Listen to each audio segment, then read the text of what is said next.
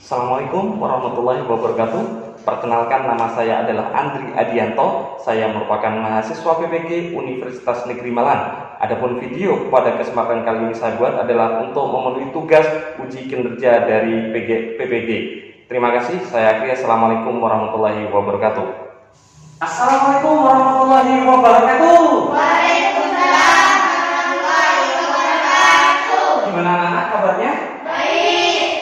Sehat semua? Sehat. Adakah hari ini yang nggak masuk? Masuk. Masuk semua. Sudah sarapan semua? Sudah.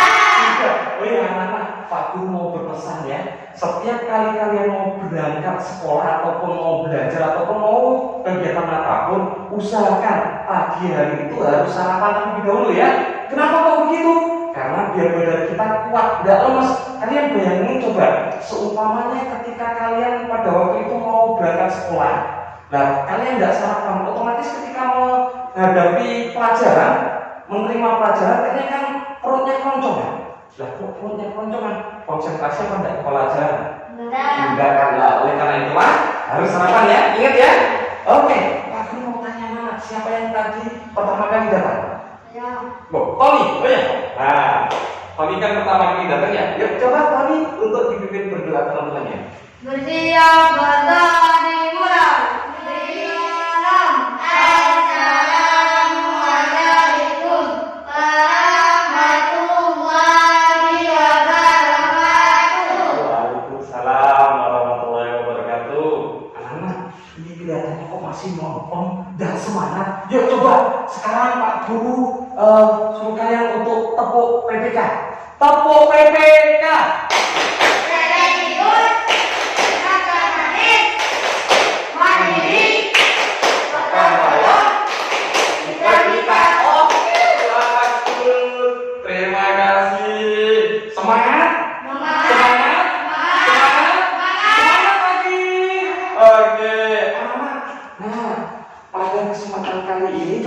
Dikeluarkan bukunya, bukunya dikeluarkan ya, buku temanya. Yuk sekarang kita akan belajar tema 5, judulnya ada wirausaha. Untuk subtemanya adalah subtema 2, yaitu tentang usaha di sekitarku. Untuk pembelajarannya adalah pembelajaran 1 ya. Oke anak-anak, tadi kalian kan sudah tepuk PPK. Semangat kalian? Semangat apa tadi? Biar tambah semangat lagi, marilah kita menyanyikan lagu kebangsaan. Biar rasa kebangsaannya kita, cinta tanah air kita terhadap Indonesia itu tumbuh kembang ya. Oke, marilah kita menyanyikan lagu Satu Nusa Satu Bangsa. Solid Kids.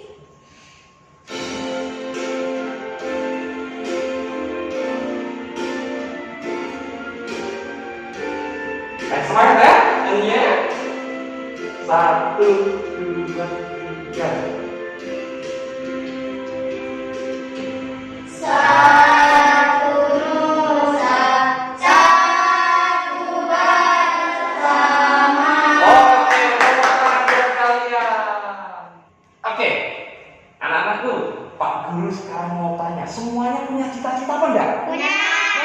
Ya, punya cita-cita. Coba Pak Guru mulai dari Tony. Cita-citamu jadi apa? Pilot. Jadi pilot. Kenapa kok ingin jadi pilot? Karena ingin mengantarkan orang dan Apa? Orang? yang bepergian dan bekerja. Oke, bepergian dan bekerja ke luar negeri kan ya? Ataupun di dalam negeri tapi jauh ya. Nah, sekarang coba untuk Zero. Polwan. Polwan. Kenapa kok ingin jadi polwan? Karena bisa menangkap pencuri. Oke, menangkap pencuri. Di bawah banyak pencuri, Pak. Oh iya. Nah, sekarang Pak Is. Mau jadi guru. Kenapa kok ingin jadi guru? Mau memberikan ilmu. Oh, memberikan ilmu seperti Pak Guru ini kan ya? Memberikan ilmu ke kalian gitu ya? Oke, bagus. Sekarang untuk Is. Ingin jadi apa?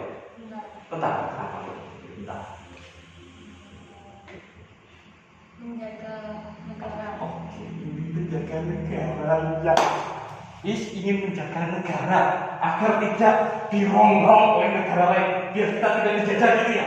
Orang untuk Angel, Jadi dokter. kenapa kok ingin jadi dokter? Karena bisa merawat Karena ingin merawat orang sakit ya. Ternyata kalian cita-citanya mulia. Ya, oke. Sekarang bagaimana cara kalian agar cita-citanya tercapai? berdoa. Berdoa ya, apalagi poin 1. Apa lagi? Menyerah. Apa? Pantang menyerah. Ayo, siapa lagi yang bisa? Poin 1. Keras. Oh, kerja keras ya, poin 1. Belajar. Belajar ya, poin 1. Oke, banyak sekali cara agar cita-cita kalian itu tercapai ya. Nah, salah satunya apa? Salah satunya adalah kerja keras ya. Nah, apalagi Pak Guru? Yang kedua, pantang menyerah. Jadi kita pantang menyerah, walaupun apapun rintangannya, kalau kita sudah mempunyai cita-cita, ya harus kita capai ya.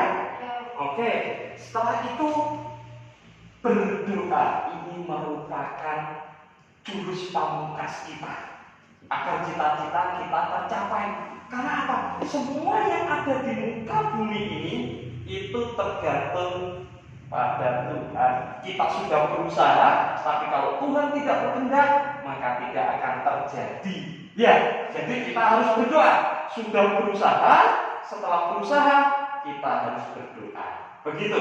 Lah, agar cita-cita tercapai ya anak-anak. Nah, anak-anakku, adapun tujuan pembelajaran pada kesempatan kali ini adalah ya, tujuan pembelajarannya adalah melalui pengamatan video, siswa mampu menganalisis posisi dan peranan Indonesia di bidang ekonomi dalam lingkup ASEAN secara terperinci. Yang kedua adalah melalui pengamatan video, siswa mampu mengidentifikasi kerjasama yang dilakukan Indonesia di bidang ekonomi dalam lingkup ASEAN. Yang ketiga adalah melalui membaca teks, siswa mampu menyajikan laporan tentang posisi dan peranan Indonesia di bidang ekonomi dalam lingkup ASEAN secara terperinci. Yang keempat adalah melalui diskusi dan mencari informasi dari berbagai sumber, siswa mampu menganalisis bagian-bagian formulir daftar riwayat hidup. Yang kelima, melalui berdiskusi dan mencari informasi petunjuk pengisian formulir daftar riwayat hidup dari berbagai sumber. Dan yang keenam ataupun yang terakhir adalah melalui berdiskusi, siswa mampu mempraktekkan mengisi teks formulir daftar riwayat hidup secara benar. Nah, itu merupakan tujuan pembelajaran kita pada kesempatan kali ini anak-anak ya. Nah, sekarang anak-anak, tadi subtema 2 kan belajar kita tentang usaha di sekitarku ya. Usaha di sekitarku. Pak Guru mau tanya, apakah kalian pernah mengamati usaha-usaha yang ada di sekitar rumah kalian? Pernah ada? Pernah.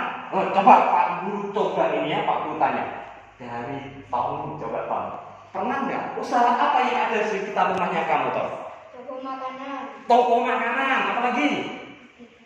Fotokopi. Fotokopi ya. Ayo siapa lagi yang mau untuk mengajukan tangan untuk menjawab pertanyaan Pak Guru? Usaha apa yang ada di sekitar rumahnya? Ya. Apa? Warung makan. Warung makan. Ya, pinter. Poin 1, poin 1. Ada lagi? Oke, apa? Bensin. Pom bensin ya. Pom bensin Pertamini kalau di rumahnya Pak Isi. Apa Pertamini Pak Guru? Itu jualan bensin yang pakai botol itu ya. Oke, yuk poin 1. Benar nih, oke bagus. Yuk. Apa? Oke, counter. Lah, semua usaha-usaha yang ada di sekitar rumah kalian itu kan mempunyai manfaat ya anak ya. Contohnya kayak counter. Kita kalau uangnya kehabisan pulsa, mudah untuk mencari, mudah untuk membeli, iya kan? Ada pom bensin. Katanya Pak Is, pom bensin. Nah, itu umpamanya kita kehabisan bensin, udah. Wah, kehabisan bensin. Beli ya. Nah, itu merupakan usaha-usaha yang di sekitar kalian ya. Nah, sekarang anak-anak ini. Oke. Sekarang coba buka bukunya kalian halaman 63, dibuka. Bukunya halaman 63 dibuka.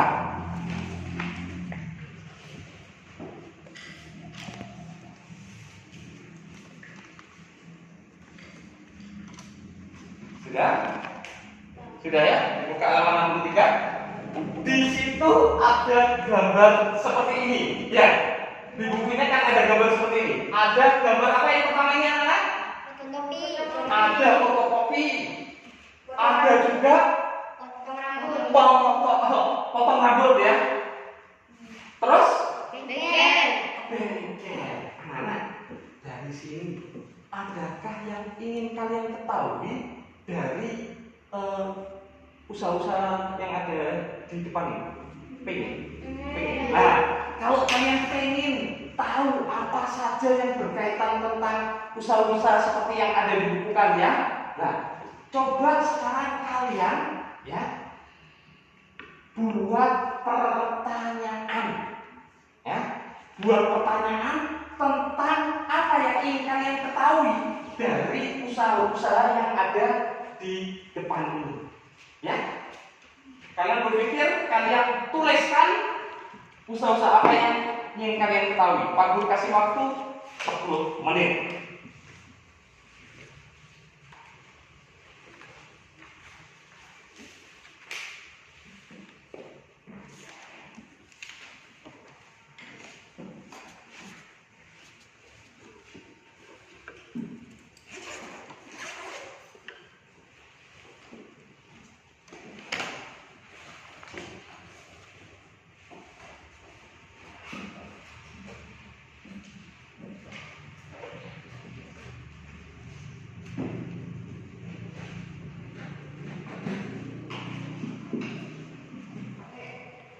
Tadi kan sudah menulis ya pertanyaan-pertanyaan kan ya, yang ingin kalian ketahui dari usaha-usaha berikut ini kan ya. Yuk, siapa yang mau ingin mengajukan pertanyaan? Angkat tangan. Oh iya, apa Is? Apa hambatan yang mempunyai usaha fotokopi? Apa hambatan orang yang mempunyai usaha fotokopi? Siapa yang tahu? Ya. Ya, apa? Kalau harga kertasnya mahal, kan labanya sedikit. Oke, ya benar. Poin 1 ya. Poin juga poin 1 karena sudah berani untuk mengajukan pertanyaan dan Tony sudah berani untuk menjawab. Jadi Pak Guru beri poin 1 ya. Nah, seperti dari jawaban Tony itu mengatakan bahwa hambatannya adalah apa tadi Tom? Kalau harga kertasnya mahal, labanya sedikit. Oke, kalau harga kertasnya mahal, labanya sedikit. Karena fotokopi ini kan berkaitan dengan kertas kan ya. Kalau kertasnya mahal, otomatis labanya yang biasanya namanya harga kertas 500 dia laba 1000.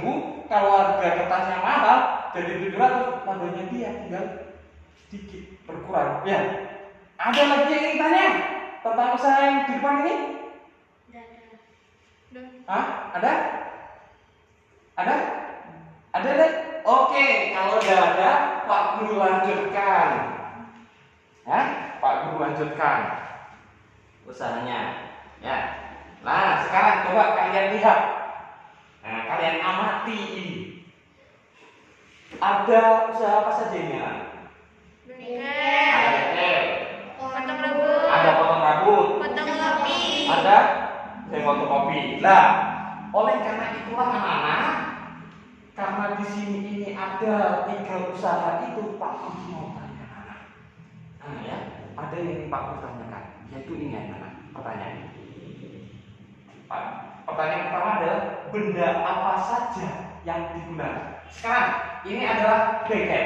Apa saja benda yang digunakan biasanya? Obeng, tang, tumpah, ya. Nah kalau di ini potong rambut, gunting, sisir, apa? Mesin pemotong rambut itu kan ya.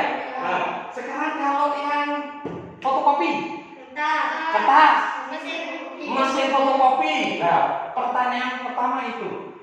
Pertanyaan kedua, dari mana anak-anak asal benda tersebut? Luar negeri. Dari luar negeri. Loh, Pak Guru, kok bisa ya benda-benda yang dari luar negeri itu bisa masuk ke Indonesia? Nah, bisa masuk ke Indonesia. Kalian masih ingat tentang kegiatan ekspor impor? Ingat ya? Nah, Pak Guru mau tanya coba, apa sih kegiatan ekspor? Siapa yang tahu kata ekspor itu apa? Barang yang keluar dari luar negeri. Oke.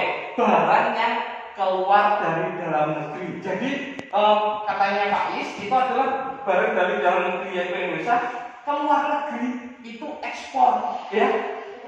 Nah, jadi barang dari dalam negeri keluar negeri itu ekspor. Kalau impor siapa yang tahu? Ya. Ya apa?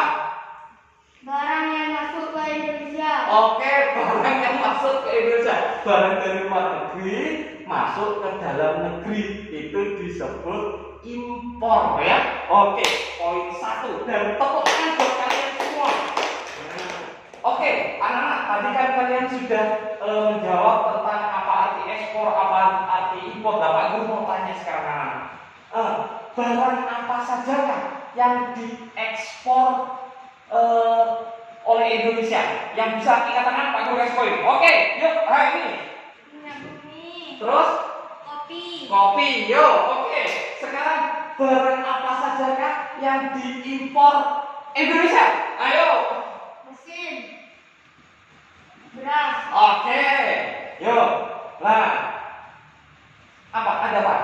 Tapi kenapa Indonesia mengimpor beras padahal kan banyak sawah? Oke, kenapa Indonesia kok mengimpor beras padahal banyak siapa yang bisa angkat tangan? Ayo.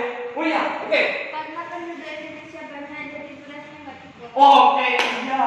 Kenapa kok Indonesia ini padahal sawahnya banyak, tapi kok masih mengimpor beras? Karena jawabannya Pak Is betul, poin 1, yaitu dikarenakan penduduk Indonesia itu kan banyak, sedangkan beras yang ada di Indonesia ini, yang ada di nasional ini, itu tidak mencukupi. Disebabkan oleh apa kok tidak mencukupi? Karena sawah-sawah sekarang sudah tidak produktif lagi dibuat perumahan rendah. Itu di sebelah sana itu kan banyak sawah dulu. Sekarang jadi perumahan. Betul kan? Nah, otomatis penghasilannya kan penghasilan berasnya kan berkurang kan Indonesia. Ngerti sudah ya? Oke. Anak sekarang coba bentuk kelompok. Sekarang setelah kalian bentuk kelompok halaman 67, coba kalian catat ya. Kalian catat hal-hal pentingnya. Ya, hal penting dari halaman 67. Sekarang buat kelompok.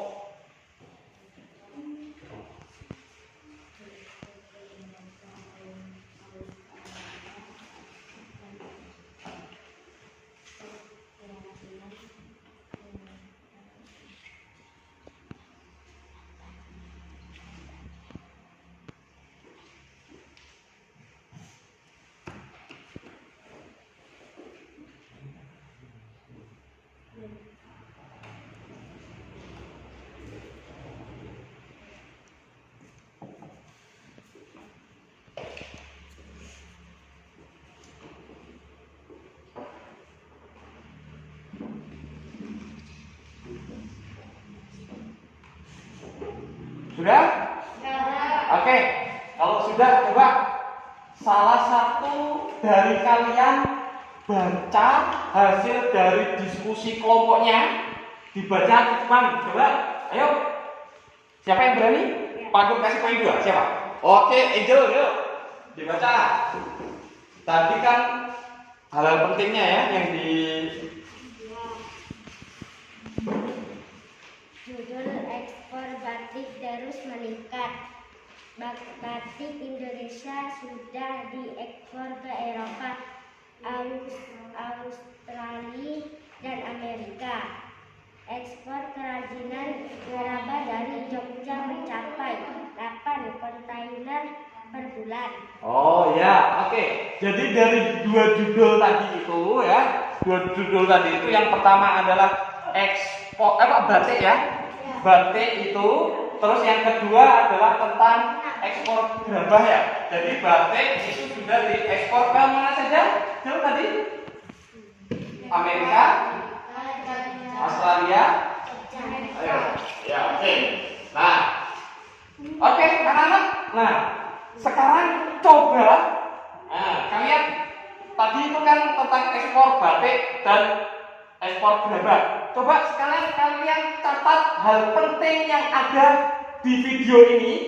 Dicatat ya, hal pentingnya. Nanti Pak Guru beri pertanyaan.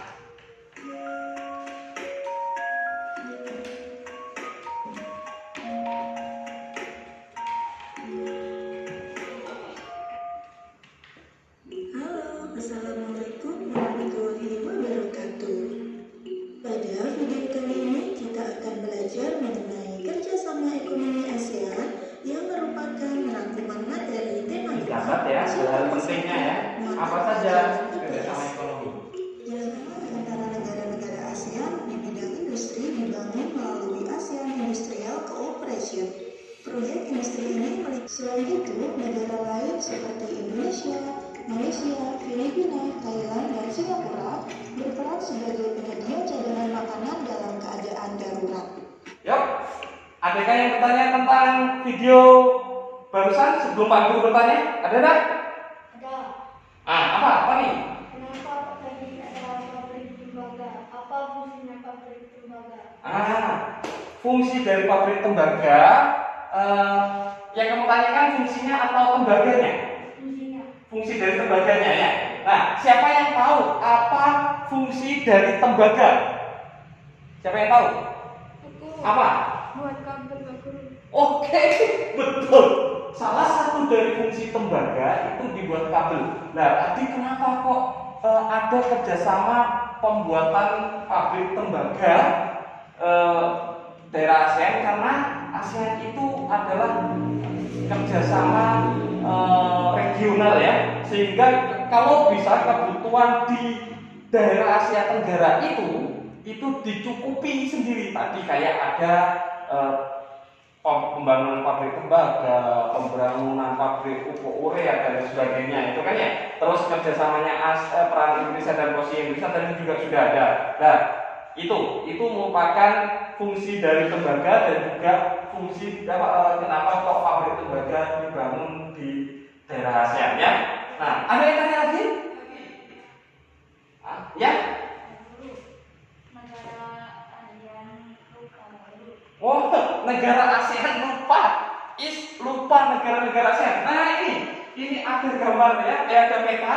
Di sini adalah peta ASEAN. Nah, ini peta ASEAN. Siapa yang ingat negara-negara ASEAN itu mana saja? Angkat tangan. Yang bisa Pak Guru kasih poin 2. Siapa? Ayo, yang bisa angkat tangan. Oh iya, Pak Is, apa? Indonesia. Kamboja. Brunei Brunei Darussalam. Mana lagi? Apa lagi? Apa? Singapura. Terus? Filipina. Ya, oke. Poin 1 ya. Jadi ingat ya, negara-negara ASEAN itu ada 10. Ya, masih ingat pendiri ASEAN yang Pak Guru singkat Sivila Maintai ya, Sivila atau Maintai Sivil ya, Maintai Sivil, Main itu adalah Malaysia Indonesia, Tai Sivil adalah Thailand, Singapura, Filipina itu merupakan negara pendiri ASEAN ya. Nah, sekarang negara-negara ASEAN ada 10, ada Indonesia, ada Malaysia ya. Ada Thailand di sekitar sini, ada Filipina, ada Singapura yang berdekatan juga dengan Indonesia, hanya lebih luasan Pulau Kalimantan. Singapura itu tapi sangat maju sekali ya. Kemarin kan kita sudah belajar itu ya. Singapura, ada juga Brunei Darussalam. Nah, di sini ini Brunei Darussalam ya. Ada juga Vietnam, ada juga Myanmar, Laos, dan Kamboja ya. Itu merupakan negara-negara ASEAN. Nah, kalian sudah bertanya, sekarang tinggal Pak Guru yang mau bertanya kepada kalian ya. Nah, sekarang Nomor 7. Diadakannya SEA Games.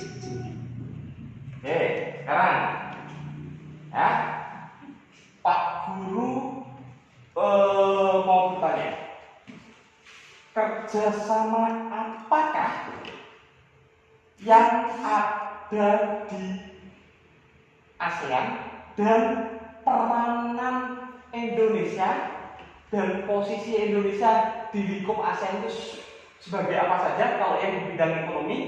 Coba kalian tuliskan, setelah itu presentasi ke depan. Ya, jadi pertanyaannya yang pertama adalah kerjasama di ASEAN itu tadi ada apa saja?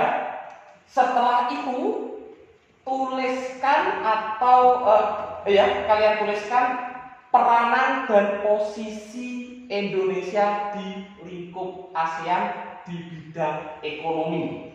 Karena apa? Karena pelajaran kita sekarang kan tentang wirausaha. Wirausaha itu berarti tentang ekonomi. Siap? Siap? Siap. Oke, kalau siap sekarang kalian kerjakan. Pak Guru beri waktu 10 menit.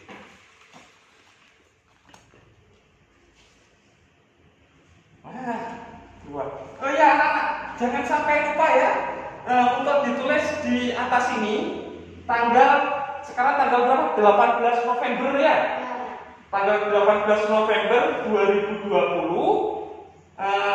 Setelah itu harinya hari Rabu, kalian tulis di sini. Akhirnya apa? Gini aja sudah ya, nggak usah maju. Pak Guru bertanya saja. Gini. Pertanyaan dari Pak Guru, kerjasama yang dilakukan Indonesia dengan negara-negara di lingkup ASEAN atau gini saja sudah, kerjasama di bidang ekonomi yang ada di ASEAN itu kerjasama apa saja? Siapa yang bisa? Katakan. Ya, ayo apa Zaro? Ekonomi pariwisata. Oke, kerjasama ekonomi pariwisata. Poin 1 ya, kerjasama ekonomi pariwisata. Siapa lagi yang tahu? Saya Pak Guru. Oke, yuk. Membentuk uraya di Aceh. Oke, membentuk pabrik urea di Aceh. Aftar. Oke, terus MEA ya. Itu beberapa kerjasama ekonomi yang ada di ASEAN ya. Kerjasama ekonomi pariwisata. Nah, itu merupakan kerjasama ekonomi yang ada di ASEAN. Nah, sekarang peranan ataupun peranan dan posisi Indonesia di lingkup ASEAN itu apa saja? Siapa yang bisa? Pak Guru kasih poin 3? Ya. Ya, oke. Peranan Indonesia pendiri Akta Komite Pangan ASEAN. Oke, pendiri AFTA ya. Terus apa tadi? Setelah pendiri AFTA, Komite Pangannya tadi. Oke, itu merupakan peranan Indonesia di lingkup ASEAN ya, anak. Nah, sekarang anak, tadi kan ada pembangunan pabrik-pabrik ya, kerjasama ekonominya tadi ya. Nah, dengan ada pembangunan pabrik-pabrik itu anak-anak, itu membuat lapangan usaha di sekitar itu menjadi butuh banyak, betul enggak? Contoh, umpamanya pabrik otomatis butuh karyawan kan ya? Nah, biasanya orang yang mau melamar ke pabrik itu membutuhkan yang namanya daftar riwayat hidupnya, salah satu persyaratannya. Kemarin kita di tema 5 subtema 1 sudah belajar tentang formulir pendaftaran. Sekarang kita akan belajar tentang formulir daftar riwayat hidup. Siapa yang masih ingat? Apa arti dari daftar riwayat hidup? Data yang berisi tentang diri seorang. Oke ya, siapa ada lagi yang bisa jawab apa daftar riwayat hidup itu? Daftar diri sendiri. Daftar diri sendiri. Ada lagi?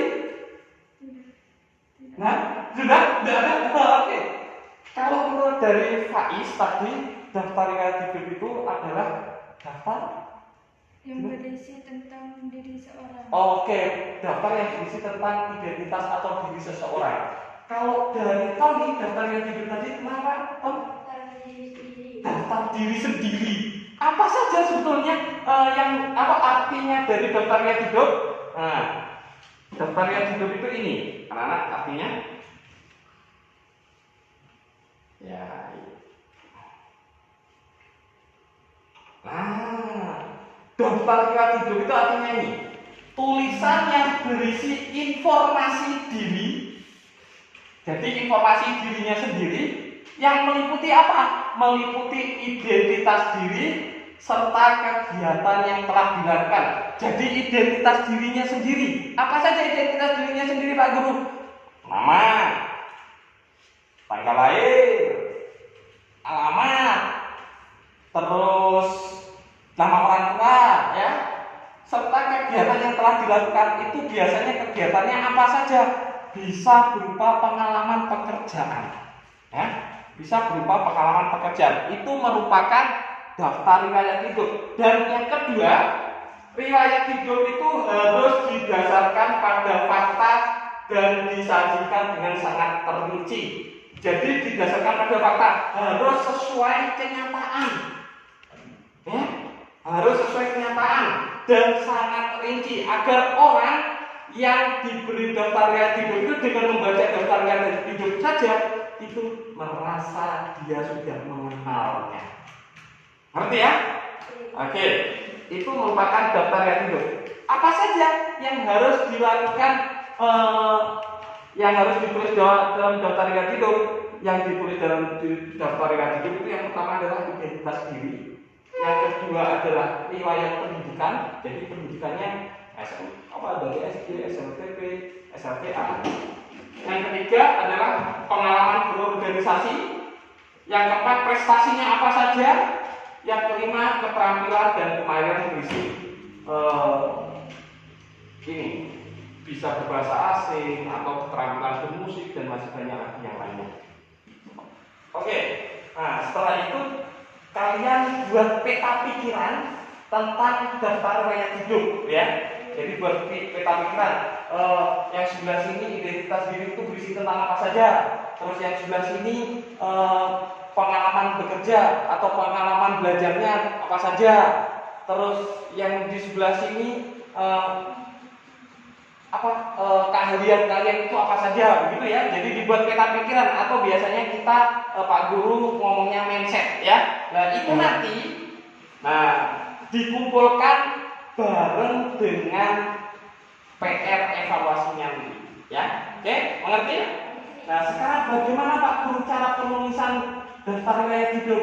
Penulisan daftar riwayat hidup itu ini ya. Kalian perhatikan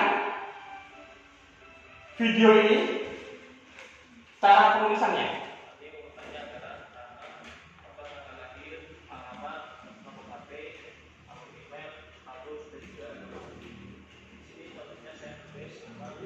Dalam menulis daftar riwayat hidup, tulisannya harus rapi. Jangan ada coretan ya, tulisannya.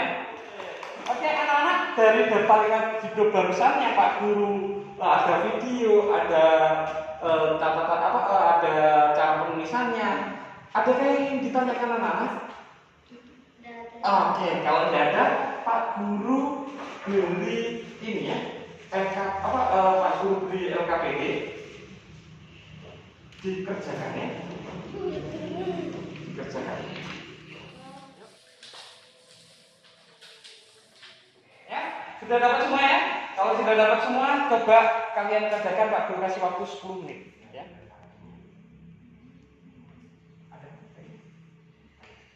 Oke, sudah semua? Oke, kalau sudah dikumpulkan. Yuk, sekarang coba Angel dibacakan yang tugas tadi tentang daftar riwayat hidup. Baca ke depan. Pak Guru mau tahu salah apa betul tulisannya tadi. Ya, yuk. 1. Nama Angel. Jenis kelamin perempuan. Tempat tinggal tempat tanggal lahir Malaysia, status pelajar, alamat ideologi, kewargaan Indonesia, agama Islam. Nomor HP tidak punya. Oh, tidak punya HP. Oke, yuk lanjutin ya. Nah, jadi itu ya. Punyanya Angel ini daftar riwayat hidupnya namanya Angel, jenis kelaminnya perempuan. Tempat atau tanggal lahir, tempat dan tanggal lahir Malaysia. Nah, kalau di sini ada tempat tanggal lahir, itu berarti tempat dan tanggalnya ya. Oke, anak-anak, dari pelajaran yang barusan kita bahas, mulai dari awal sampai akhir, ada pertanyaan? Tidak. Tidak ada pertanyaan? Oke, kalau tidak ada pertanyaan, mari kita simpulkan pelajaran kita kali ini, yaitu mulai dari awal sampai sekarang ini. Yang pertama tadi kita belajar tentang apa? Tentang usaha. Terus tentang apa lagi? Oke, daftar riwayat hidup. Terus apa lagi? Oke, kerjasama ekonomi. Terus? Oke, peran Indonesia di bidang ekonomi. Sekarang Pak Guru mau tanya anak. Coba ya, Pak Guru mau tanya. Apa sih peran Indonesia di bidang ekonomi? Ayo, apa? Siapa yang tahu? Angkat tangan. Yuk. Menjadi pendiri AFTA, sebagai pelaku ekspor impor, pemutar pangan. Oke, poin 1 itu adalah peran Indonesia di lingkup ASEAN. Oke, anak-anak, itu merupakan peran Indonesia di bidang ekonomi. Nah, kita simpulkan ya sekarang ya. Yang pertama, usaha-usaha di sekitar kita ada yang tadi itu warung makan, ada apa tadi? Fotokopi, terus ada lagi Pak Is tadi itu bilang jual bensin gitu ya. Nah, itu usaha-usaha di sekitar kita. Peran Indonesia di bidang ekonomi yaitu tadi itu pendiri apa, terus apa namanya? Peran Indonesia tadi di bidang ekonomi tentang apa? Menjadi pendiri AFTA, sebagai pelaku. Oke, sebagai pelaku ekspor impor itu merupakan peranan Indonesia. Kerjasama yang ada di wilayah ASEAN apa saja? Ayo. Membangun pabrik urea di Aceh. Oke, ya, membangun pabrik urea di Aceh. Setelah itu sebagai MEA, masyarakat ekonomi ASEAN membentuk MEA itu ya. Itu merupakan terus ada lagi kerjasama ekonomi pariwisata. Itu adalah kerjasama ekonomi di wilayah ASEAN ya. Adapun sekarang Pak Guru mau tanya, daftar riwayat hidup bagiannya apa saja? Ada apa saja? Ayo, daftar riwayat hidup tadi bagiannya ada apa saja? Ayo siapa yang punya? Oke, yuk, Angel. Identitas diri, Ah. penampilan, Oke. Terus pendidikan ya. Bagaimana anak perasaan kalian ketika mulai dari awal sampai sekarang gimana perasaannya? Senang. Iya, senang. Kenapa kok senang? Karena bisa tahu kerjasama ekonomi di ASEAN. Oke, bisa tahu kerjasama ekonomi di ASEAN. Apa lagi? Kenapa kok senang? Ayo. bisa tahu daftar riwayat hidup. Oke, bisa tahu daftar riwayat hidup. Ya. Oke, sekarang coba kalian tulis refleksi diri kalian dari tadi sampai sekarang, apa yang kalian pelajari, perasaan kalian seperti apa ya. Setelah itu kalian tempelkan di mading. Oke, yuk sekarang dikerjakan. Oke, kalau sudah jangan lupa ini Pak Guru beri PR ya untuk dikerjakan di rumahnya. Sekarang dipimpin bergerak, Tony dipimpin bergerak. Siap berdoa dimulai. Alamin. Waalaikumsalam. Assalamualaikum warahmatullahi wabarakatuh. Waalaikumsalam warahmatullahi wabarakatuh.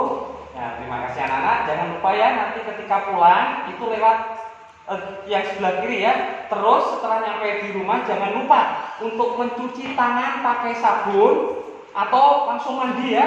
Mencuci tangan pakai sabun, jangan lupa pakai masker dan jaga jarak. Ya, itu pesan dari Pak Guru. Sekian Pak Guru akhiri. Assalamualaikum warahmatullahi wabarakatuh.